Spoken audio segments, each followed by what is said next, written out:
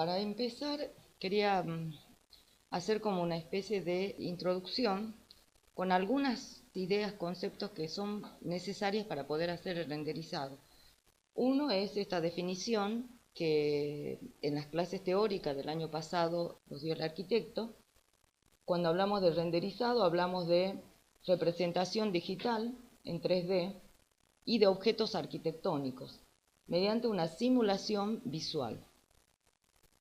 En este caso específico de renderizado le queremos agregar una cualidad que es realismo a través de los atributos de elementos y objetos que vamos a explicar más adelante. La representación digital y la simulación visual, para hacer una síntesis de lo que venimos haciendo, sería desde el modelado para hacer una documentación, comunicación, que tiene sus alcances, que ya lo vamos a explicar brevemente. También podemos hacer la iluminación, la aplicación, asignación de materiales textura, el proceso específico de renderizado y también con la finalidad de utilizar como documentación para comunicar a distintas instituciones, personas, etc. Y la animación 3D, que también constituye parte de esa finalidad. Todo esto más o menos es lo que nosotros vemos en esta materia. La definición de rendering, para lo que hacemos en este módulo, es el proceso de generación de imagen de tipo pixelar, es decir, mapas bit a partir de una información en datos que acumula el modelado. Y el modelo ustedes ya lo tienen. En el proceso de renderizado, esto también es muy importante tener presente y por eso creí que era conveniente que lo vean al concepto en general. Intervienen varios factores. Algunas son objetivas y otras son subjetivas. Interviene básicamente el observador, tanto del que lo hace como el receptor de estas generaciones de imágenes, cuyo aspecto subjetivo es la percepción. En la generación de renderizado, cuando uno piensa en cómo queremos mostrar nuestra idea, interviene la luz natural, luz artificial.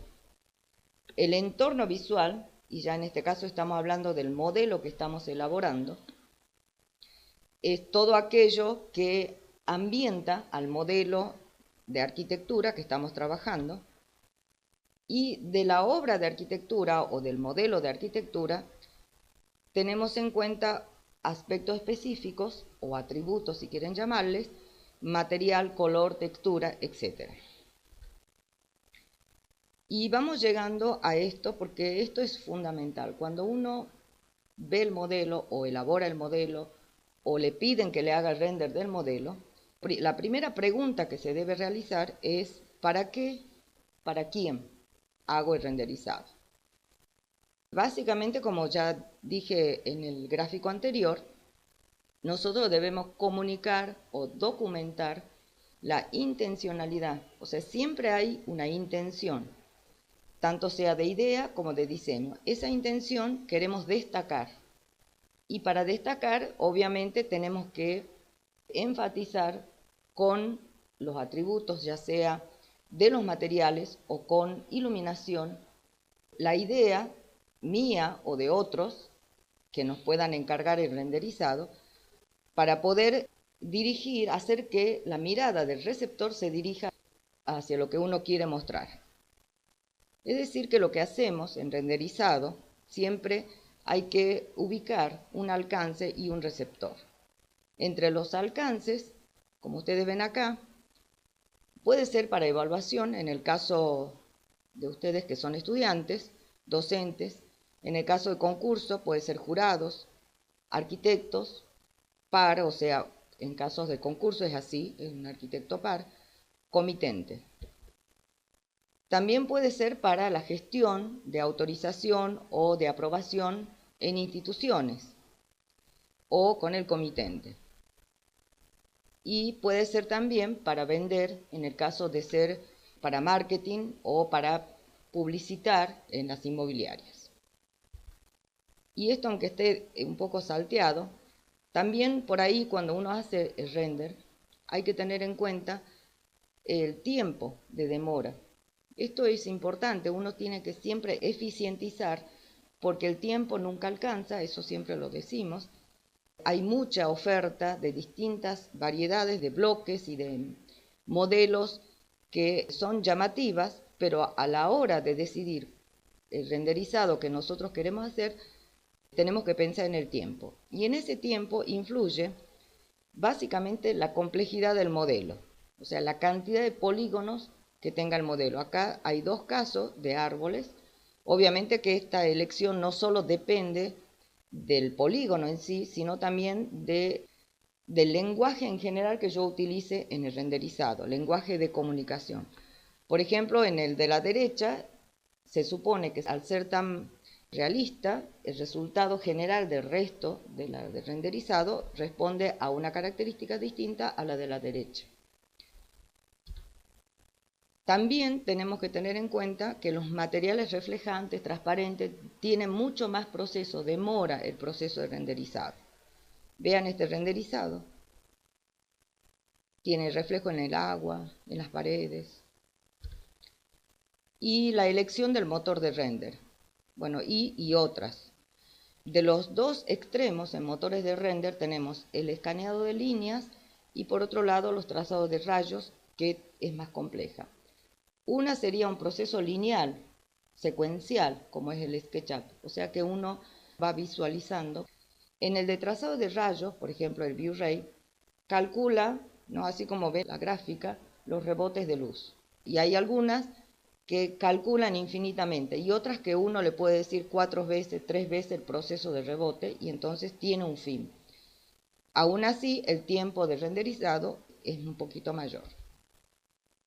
Los resultados de estos dos y la diferencia, por ejemplo, en el caso de los dos modelos extremos, porque hoy hay ya motores de render híbridos, o sea que tienen un proceso lineal y algunos procesos de trazado de rayos. En el caso de la iluminación global, tienen algoritmos que emulan el comportamiento de la luz natural, es decir, esto que hablábamos de rebote. Y observen acá en la parte de los rincones, está iluminado, se ve iluminado, se define, ¿no?, los vértices, los ángulos, etc. En cambio, esta, de la iluminación local o directa, se ilumina donde la fuente de luz, o sea, en la escena, en el modelo, se ilumina donde la fuente de luz llega a iluminar. El caso del programa de render que tenemos en el Rhinoceros, por eso quería que lo vean. El Rhinoceros, el que viene por defecto en el programa, tiene un renderizador de este tipo. La luz refleja una sola vez. Así también es bastante rápido el renderizador de Rhino. La memoria RAM, la tarjeta gráfica, todo eso también influye en el tiempo. Cuando hacen el modelado, ustedes hacen una abstracción en el espacio tridimensional, ¿no es cierto? Dibujan entidades geométricas, distintas entidades geométricas, puntos, vectores, etc. Cuando hacemos el render, se traduce ese modelo 3D en otro dispositivo, que se llama dispositivos de arreglo de píxeles, ¿no? Entonces por ahí es cuando empezamos a ajustar la cantidad de resolución, los colores paleteados o no, etcétera, etcétera. Es el resultado que obtenemos del proceso de renderizado. Es decir, que el proceso de renderizado se despliega imágenes que son proyecciones de escenas tridimensionales que han hecho en el modelado a una pantalla bidimensional. Y eso es importante tenerlo presente, ¿no? Acá, este proceso que ven acá, no importa, no se ve.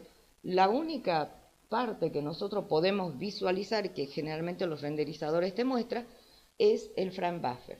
En el caso de ViewRay tenemos el proceso en la pantalla donde se procesa la imagen, por otro lado una ventana auxiliar donde en texto, en comando, va diciendo cuáles son, en qué proceso está. Eso es todo esto que está acá. Y bueno, un proceso completo de renderizado. ¿Qué es lo que interviene? ¿Qué hacemos cuando hacemos un renderizado?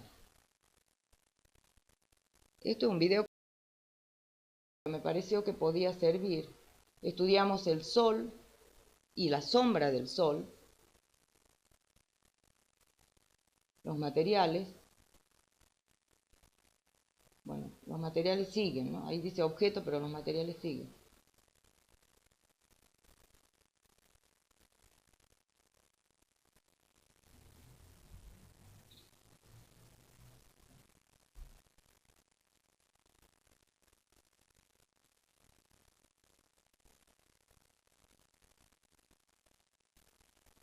Bueno, esto es todo de la explicación general.